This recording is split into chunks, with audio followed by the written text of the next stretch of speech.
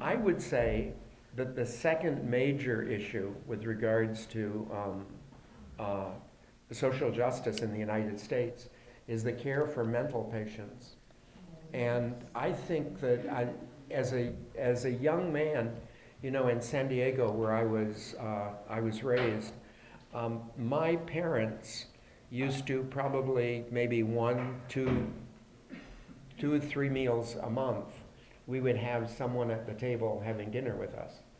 And they were people who happened to come to the door for food around the time we were having a meal.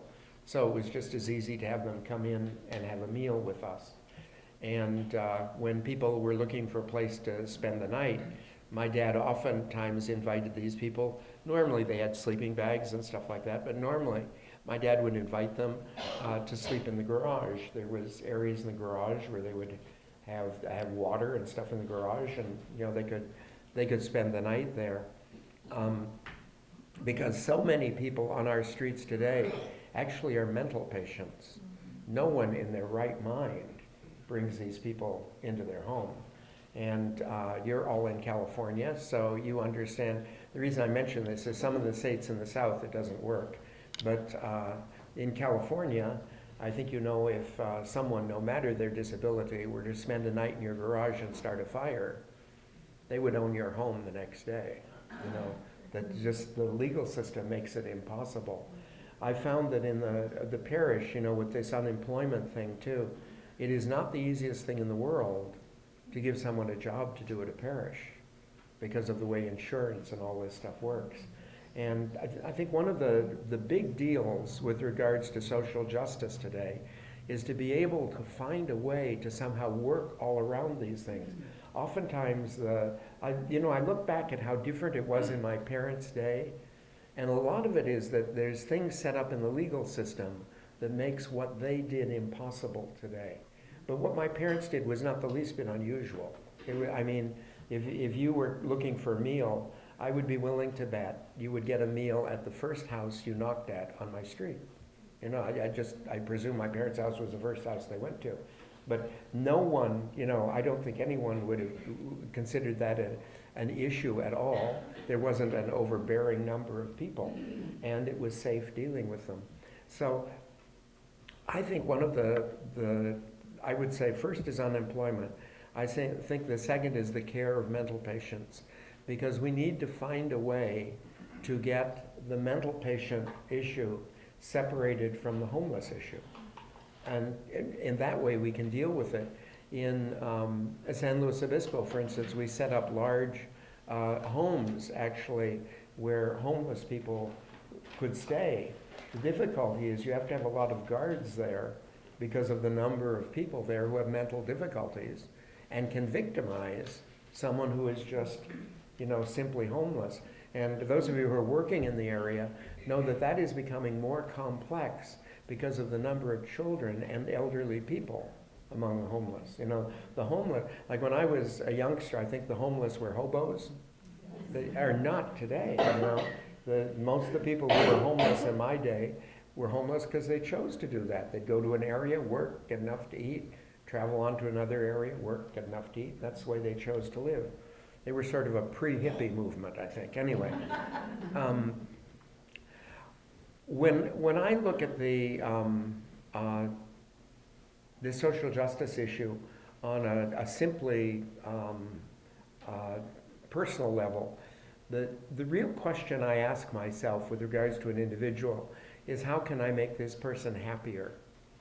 What can I do that will make this person here happier and bring more joy into that person's life? And the reason why I fix on that is because of the statement of Jesus that he says, I came that you might have life and have it to fullness or more abundantly, or whatever your translation is. But the idea that Jesus came to enhance the experience of life of each person. And that's a very different thing with regards to all kinds of people. And in our daily lives, to look at what I can do to enhance this person's life, which basically translates, what can I do to make this person happier? of course within legal and moral bounds and everything, but basically what can I do to make this person's life happier? One of the things that I found very interesting, a good friend of mine is head of overseas operations for General Electric, and we had a discussion about 4 years ago about General Electric's commercials that I thought were a waste of time. And I noticed that some of the things we talked about have come out in recent General Electric commercials. One of the commercials that sort of embodies what he and I had been talking about. Have you seen a commercial for, I think for an MRI machine, where the company, I think it's a Siemens commercial, and Siemens makes the MRI machines. And so what Siemens does is organize a large party. And at this party, they bring the employees who are making the Siemens MRI machines to meet the people whose cancer was arrested because of their machines. Do you realize what they've done is they've turned that into a social justice issue? And a guy who's sitting there all day tightening a bolt is going to be a very different man the next day tightening the same bolt. And it's been turned into a social justice issue. This is not a bolt, this is not a machine, this is Mabel, who is alive today because I tightened this bolt last month. That's what it is. And what we want to do is have people, oftentimes there are things people do and they never see the results. That's one of the things that encourages social justice. People need to see the effect it has on people. And I think, you know, if you're aware, I think we're very inspired when we see, incidentally, a man who did an immense amount of this is Schuler, the minister in California. But he used to have people on all the time who were, you know, let's say very sick in the hospital or something, met the right physical therapist, and now they're a tennis star, or someone who, you know, had a very bad childhood and they were adopted by an extremely nice family, and you know, but he did this all the time. Do you remember one of the things that Jesus told the apostles? And I think it's something to be aware of in our lives.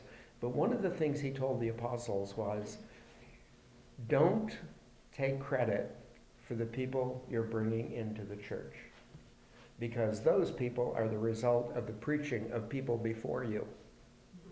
And the idea is the people to whom the apostles preach will be brought into the church by someone else. And what he wanted them to understand there was the social justice thing. He says, you actually are not going to see the results of the work you're doing. You have to be at peace with that because it takes time. However, you should find encouragement in the fact that the work has worked for someone else. Like, I don't know if you are familiar with the Acts of the Apostles, but immediately after the ascension of Jesus, conversions were so many, they didn't even know how to handle them.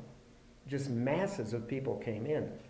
And traditionally, that's always been set up, you know, with the apostles and receiving the Holy Spirit. The reason why so many people came in, those are people who had heard Jesus and now, you know, began to come in. Because a lot of people, particularly if you're going to change your whole life religiously, you don't just do that on an instant usually. You have to have, you know, some time to think about it. And the apostles planted the seed, but the seed the apostles planted bloomed in the next generation when they were gone. And oftentimes in social justice issues, you have to understand that, you know, there's a lot of that you do. You take a family out of poverty and you're able to help them get a house and everything. And, you know, you look at that and you see the house. But, you know, the ultimate result of that could be a family of children who go to college. Now, you will never see that, you know. You'll be dead and gone when those kids go to college. But when you were, you know, putting down that brick, what you were doing was sending children to college. And sometimes changing a whole family for generations to come. Sometimes changing a whole family for many generations and never able to see it. To the degree we're able to help people to see this, we need to do it. Because again, that's what sucks people into it. You need to really realize the difference this makes in an individual's life, not just in the thing that we're doing. And I think also in dealing with people, you need to be aware of what the person wants as distinct from what they need. I think one of the things to be aware of is that anytime someone comes to me, I always know exactly what they need, okay? But unfortunately, at times, it isn't really what they want. If you watch Jesus, you know, one of the things that is most interesting about Jesus is a blind person will come up to Jesus. And in the Bible, Jesus will take the blind person aside and say, "What do you want me to do for you?" And, you know, if I'd been standing there, Simon Peter, I'd have said, "Well, what do you think? You know, give me a break, you know?" But you notice Jesus will consistently do that. He will consistently, you know, blind, deaf, lame, the person comes up and Jesus says, "What do you want me to do for you?" And one of the things you study in psychology is that many of us bury our real needs under wants. And one of the surest ways to get to someone's needs is to exhaust their wants, is to sort of get the wants away. And you get that by meeting them. But one of the things we psychologically do, we protect our neediness by wants. So I want this, I want that, I want the other thing. It never satisfies it, but at least people never find out how needy I am, you know? And that if you go to a psychiatrist, one of the things in counseling that I think is really funny, you go to a psychiatrist and you think, you know what your problems are. So depending on how long you go to the guy or the woman, you go through all your stuff. And then one day you come into the doctor and you sit down and you say to her, "You know, I really don't have anything else to say." And the doctor will inevitably say, "And now therapy begins." Because then you'll begin to touch the real stuff. All the stuff on top is like paint on a fence. You have to get it off in order to arrive at the fence. Well, oftentimes in dealing with people, we need to meet their wants irrespective of what we know they need, to try and meet their wants, because it's through the elimination of the wants that people arrive at their real need. And you know, it's very difficult for people to accept things they don't know they need. Okay, it's very difficult for a person to accept things they don't really know they need. Another thing in this is to be very aware of ulterior motives. One of the things like one of the denominations in the United States will give a meal to people who are, let's say, homeless. The people want a meal, but they have to attend the religious service first and then go to the meal. You know, this is an ulterior motive, and you know, it would be very interesting if every time someone came up to Jesus for, let's say, came up to Jesus because they had let's say they needed a cure, the very first thing Jesus would say is, "Will you register and take envelopes? And then, you know, we'll talk about your cure." When we're meeting the needs of people, we need to actually meet the needs, okay? And to understand that giving a meal to this person is as religious an act as baptizing this person, okay? From the point of view of God, there is no difference. And to the degree you and I do this sort of thing, it welcomes people into our communities. And I'm sure most of you have had the experience, particularly in the Catholic Church, if you're involved in the catechumenate, where we we deal with people coming into the church. One of the things that they do is tell their story. And one of the most amazing things is to listen to people's stories. Because when you listen to a person's story, you discover that there is some individual who, until they reach God, will never know they were an evangelist. Some person who simply brought over a pie when this person was sick. some person who didn't, and they remember the person's denomination, and they remember that denomination made them generous. You don't need to tell them what your denomination is. You don't need to tell them your commitment. What you need to do is give the generosity of Jesus Christ, okay? I've always maintained that in teaching that I have never ever had the motive to convince people. In my life, what I want to be able to do is end up with mutual comprehensibility. I'd like you to really understand my point of view. I'd like to understand your point of view. Because I believe if we understand both, each of us will choose the truth. We don't need to convince people of a point of view. We just need to, speak and learn these other things very well. And once you learn it, truth rises. And that way you find the truth. And if we're wrong in talking to someone, then we learn and we change. No one has a monopoly on the truth. Okay? So anyway, to be aware in our own lives that we don't use the needs or the problems of others in order to, what I call this religious abuse. We do not make it an occasion of religious abuse. And that's incidentally one of the real values of different denominations going together on a thing, that you sort of get away with that. A Baptist and a Catholic are not going to be distributing food side by side, and the Baptist let the Catholic baptize the person to get the food. The Baptist won't let that happen, And so I think to the degree that we mix denominations in social justice, which is what we all hold in common, if a person doesn't hold social justice to some degree, they are not a follower of Jesus anywhere, okay? So I think we hold this stuff pretty well.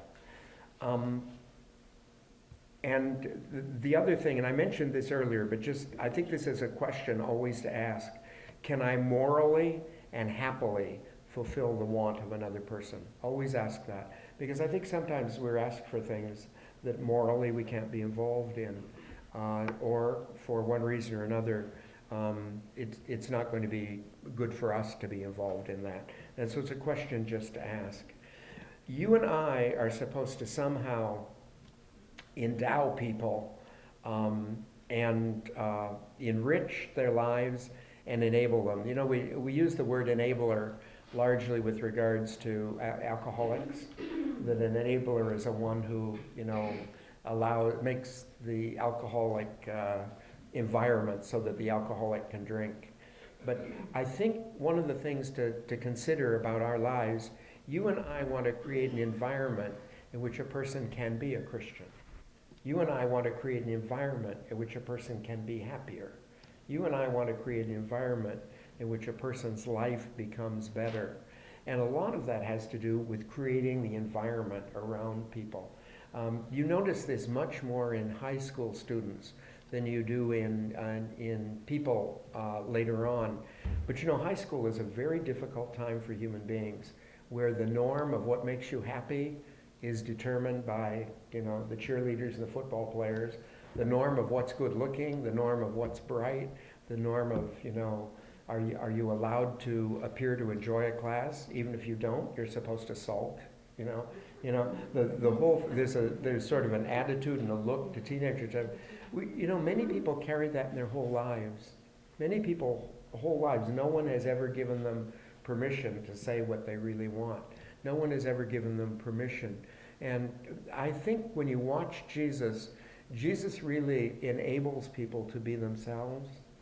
And in being themselves around Jesus, they come to their real fullness. A good example of this is Simon Peter. If we were to take all the apostles together and grade them according to how they were as apostles, do you know Simon Peter would get the lowest grade? You just look at the types of things that go on. And why is that true? That's true simply because we know more about him. Because of the role he had in the church, the authors of the Bible were very careful about making sure he is very well presented. I suspect all the apostles were that way. Once they knew they could say anything to Jesus, they did.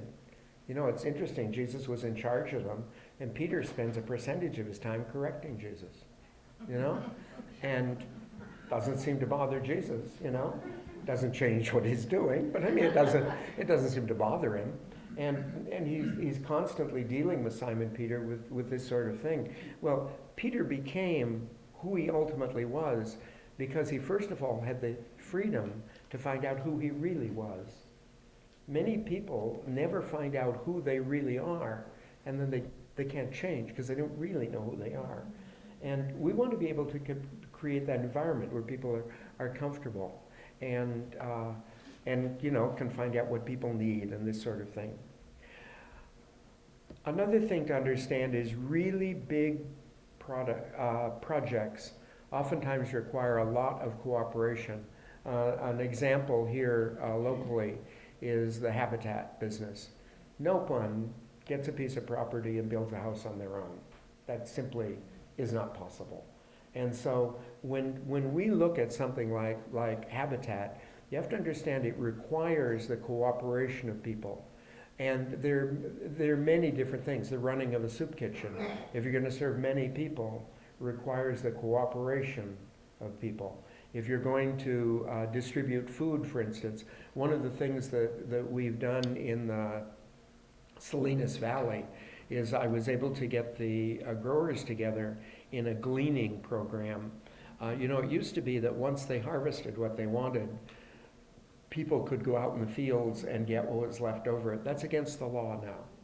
And it's against the law for several reasons. One reason is that someone who comes into your field to get lettuce can inadvertently step in cow manure, and you can have E. coli in the next crop.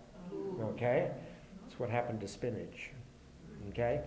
A person can come on your field to take the crop and become injured. And the consequences. So what we did was get the farmers together, and they got a group of people who they actually trained and paid, so they're under their insurance, to go in and take it all, and then it went to the different kitchens in town. And that way they were able, to go about. But that requires an organization. It isn't just, you can come on my land and do it. You can't do that anymore. So one of the things in social justice is to understand that certain projects require cooperation. When I am involved in a social justice thing that requires cooperation, I usually find my satisfaction in what it does for the person I'm cooperating with rather than what it does for the people we're serving, okay? Because oftentimes, like if I were to go down my list of what I think is important, let's say we're an organization right here, and each one of us knows what we think is the most important thing in our society. Well, once we come to a conclusion, I would be willing to bet the top thing on most of our lists won't be there. We'll have hit maybe the second on someone's list, third on someone else's, top on a few people's list. But the idea of going into that, I find that you can also have this thing of satisfaction not only in what you do for people in social justice, but you can find the satisfaction in helping someone that you really want to see successful. I want to see this person successful in what they're doing in social justice, although the particular thing they're in, I don't feel too excited about. But I can find my joy in the success of the other person by helping them. Again, I think it's very important to find the joy in the whole thing. I think with individuals, it's very important to begin small. And again, I'll cite that football experience. It's very important to begin small because that's where you taste that feeling. And once you taste that feeling, then it's easier to work in larger projects and this sort of thing. But it's an interesting thing. One of the people who will probably be canonized pretty soon, Dorothy Day, she said that when you get up in the morning, you should attune yourself that today you will have an opportunity to do something in social justice. And when you get up in the morning, you don't know what it is, okay? Like she isn't talking about big projects you're involved in or something. She says, sometime today, you will encounter an opportunity for social justice. And at night, you should examine your conscience. Where was it? And if you're aware of it, and if you alert yourself that way, you'll see there are opportunities each day. And I think one of the things you'll discover about yourself is you usually meet them anyway. You just didn't know they were social justice at the time. And it's very important to understand, as I mentioned, and publicize what social justice is so people don't think it's this big worldwide organization or something like that. The social justice is a very small thing. And the second thing is, the last thing is, I think one of the wonders of Jesus Christ is that when you watch him in the scriptures, he encounters people and forces them to be successful. He, in all kinds of ways, supports the apostles. You know, when the text begins, they are certainly a bungling group. And as the texts go on, you know, you read the Acts of the Apostles, it's almost impossible to believe they're the same collection of characters he ran across in the gospel accounts. But that is what he made of them by his constant calling them. And I don't know if you ever think this way, but it's basic to Roman Catholic belief that Jesus is God. That's basic to our tradition. So if you imagine Jesus is God, and he's there with these 12 fishermen, do you know that he spent his ministry leveling the playing field between God and those people? That's what he did. He raised them to his level by coming down to their level. He leveled the playing field between God and that group of fishermen. And that's what he created out of them, because he was able to, you know, level that between them. And when you look at the very first sermon that Jesus ever gave, it was in Nazareth. And when you read the text, it says he opens the scroll of Isaiah and reads the text. And he comments on the text. But the text is very significant. It's the Spirit of the Lord is upon me. He's anointed me to bring good news to the poor. You know, that one to release captives, this sort of thing. But it's a very, very important text. And reading the scriptures, you can't tell whether he opened it by accident or he opened it on purpose. It's very difficult to find something on purpose in a scroll without a lot of fumbling. It's not like a book. But he certainly could have. The text doesn't tell us one way or another. But I have always seen that text as being the definition of the ministry of Jesus Christ. When Jesus Christ encountered a person, he wanted to make sure that what he said and what he did was good news to you. That was what he wanted to do. He wanted it should be good news to the person he was dealing with. He also wanted that his encounter with a person should bring them freedom. Okay? Because the basic belief that Jesus holds, if people are free and have the opportunity, they'll do what's good and right. Because what's good and right is what God created us to do, and it is the most comfortable thing we do. So, allowed the opportunity, we will choose that. And Jesus, you know, set about doing that. I also think it's a good way to understand the power of the Spirit. That if I am a person who decides to, let's say, make Christianity into bad news, if I'm the one who does that, I cannot expect any help from God in that, because that isn't the way he defined my ministry. If I'm going to do things that will bind people and force people to act in certain ways, I can't expect God to be a part of my ministry. That if you're going to be the ministry, what you have to do is you have to preach good news and you have to give people freedom. And the basic thing of the scriptures is that if people have the freedom and have the good news, they will choose the good. And they will choose it under the inspiration of Jesus Christ.